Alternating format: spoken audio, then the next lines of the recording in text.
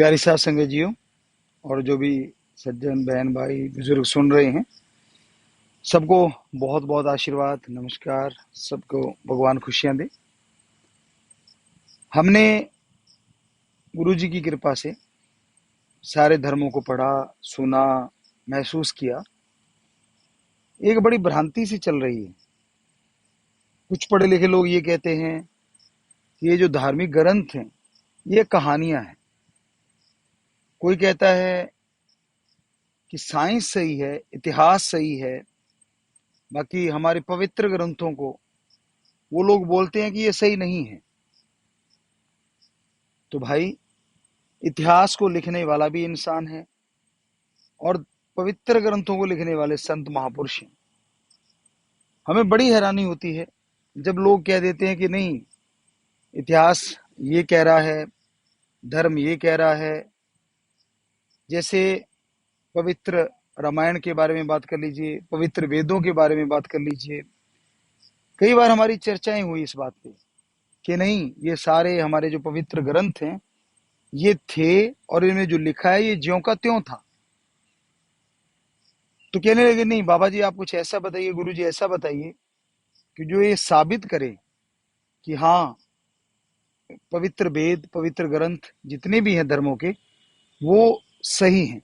तो हमने कहा हमारे पवित्र वेदों में एक जगह ये जिक्र आता है कि जो सोना, हीरे, मोती, जवाहरात निकाले जाते थे वो समुन्द्र की तलहटी से, यानी बिल्कुल नीचे जाके समुन्द्र के वो निकाले जाते थे।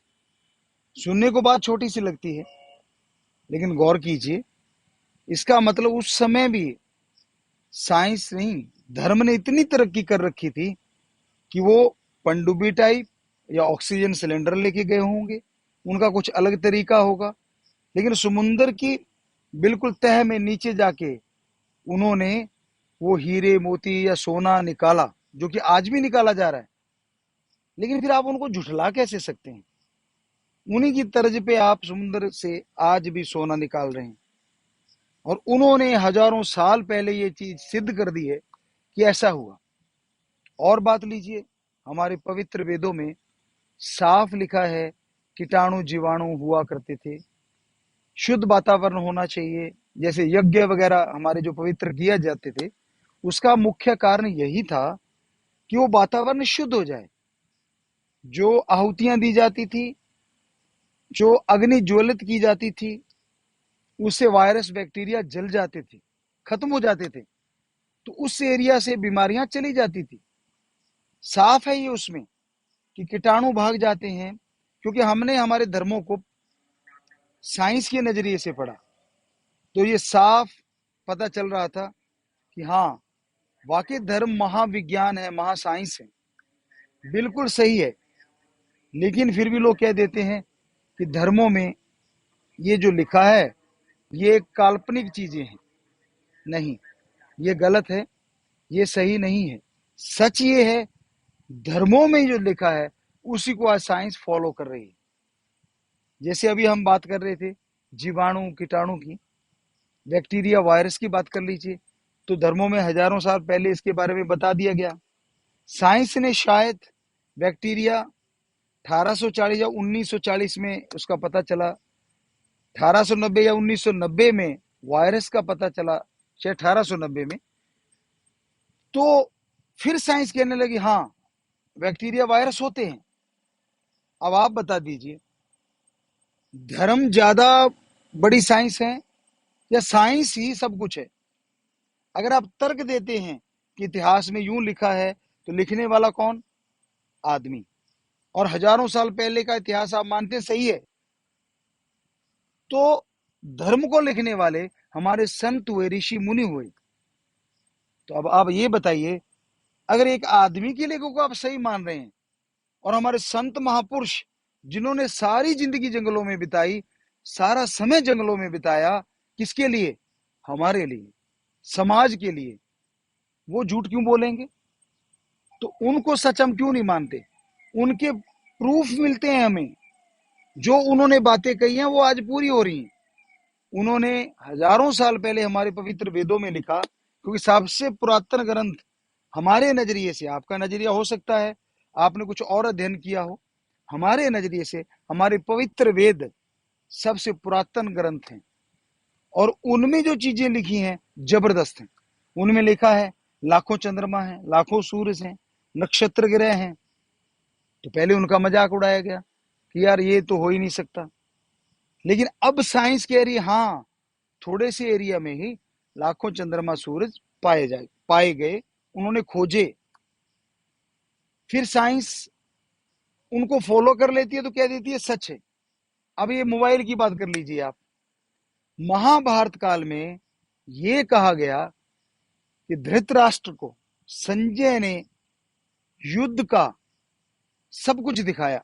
श्री कृष्ण जी भगवान ने उनको जब बोला या उनको शक्ति दी तो उनकी आंखों से उन्होंने लाइव कमेंट्री करी। अगर आज की भाषा में बोलें युद्ध में क्या क्या हो रहा है, और उनका कैमरा भी एक जगह फिक्स नहीं था।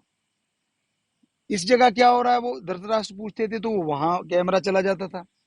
तो पहले मजाक उड़ाया गया कि ऐसा भी कभी होता है, ऐसा नहीं हो सकता। लेकिन आज हम आपके सामने बोल रहे हैं, अगर आप चाहें तो इसे यूएसए में भी सुना जा सकता है, आमने सामने बैठे नजर आ सकते हैं। तो क्या आज से 100 साल पहले आप मान सकते थे कि ऐसा मोबाइल भी आएगा, ऐसा फोन भी आएगा? नहीं, अब ये सामने आ गया। तो अगर ये हो सकता है तो उस समय जो पवित्र गीता में ज्ञान है या महाभारता में जो ज्ञान है हमारे पवित्र ग्रंथों में, आप उसे झुठला कैसे सकते हैं? उसमें साफ लिखा है कि ऐसा उन्होंने बताया। तो ये आप मोबाइल ही मान लीजिए। हाँ, ये अलग बात है भगवान ने अपनी शक्ति से उनकी आंखों को मोबाइल बना दिया, या यूं कह लीजिए उन्होंने कुछ ऐसी शक्ति दी होगी कि वो लाइक एक जैसे मोबाइल है, बिल्कुल ऐसा होगा। तो हमारे धर्म जो हैं वो महाविज्ञान है, और हम गारंटी लेते हैं इस बात की कि ये जो पवित्र वेद हैं, हमारे पवित्र ग्रंथ हैं हमारे, ये 100% सच थे, सच हैं और सच रहेंगे। आपके कहने मात्र से ग्रंथों को जुठलाया नहीं जा सकता। इनमें साफ लिखा है अगर आपके अंदर आत्म बल है तो आप दुनिया में सुखी रह सकते हैं, बीमारियों से बच सकते हैं, परेशानियों से बच सकते हैं। और साइंस क्या कहती है, अगर आपके अंदर हौसला है तो आप बीमारियों से लड़ सकते हैं। विल पावर पैदा कीजिए। कहां से कीजिए? क्या कोई टॉनिक है आपके पास, साइंस के पास, जिससे विल पावर बढ़ जाए, आत्मबल बढ़ जाए? हमें तो कोई ऐसी टेबलेट नहीं मिली, इंजेक्शन नहीं मिला जिसको लगाने से विल पावर बढ़ जाए। हाँ, हमारे पवित्र धर्मों में, पवित्र ग्रंथों में साफ लिखा है आत्मबल बढ़ाने के लिए आत्मिक चिंतन करना पड़ता है, और आत्मिक चिंतन के लिए ओम हरि अल्लाह वाहिगुरु राम का नाम लेना पड़ता है। उससे हमारे अंदर आत्मबल बढ़ेगा, आत्मिक शक्ति जागृत होगी। और धर्मों में साफ लिखा है कि आत्मबल बढ़ने से आप बीमारियों से लड़ने के, मान लीजिए 10% पहले काबिल थे तो 100% काबिल बन जाएंगे। दूसरी भाषा में कहें कि एक 100% पावर वाली दवाई, टेबलेट, इंजेक्शन आप पे 10% काम कर रहा था, और जैसे आत्मबल आपका बढ़ जाता है तो वो 10% की पावर वाला इंजेक्शन 100% काम कर जाता है और मरीज बहुत जल्दी ठीक हो जाते हैं।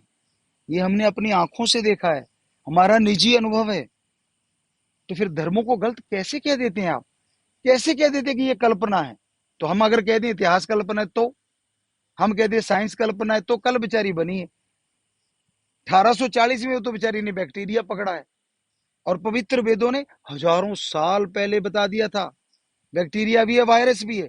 ये ऐसे कीटाणु हैं जो दिखते हैं, और कुछ ऐसे कीटाणु हैं जो सूक्ष्म है, अति सूक्ष्म, देखे नहीं जा सकते, पर उन्होंने देखे थे।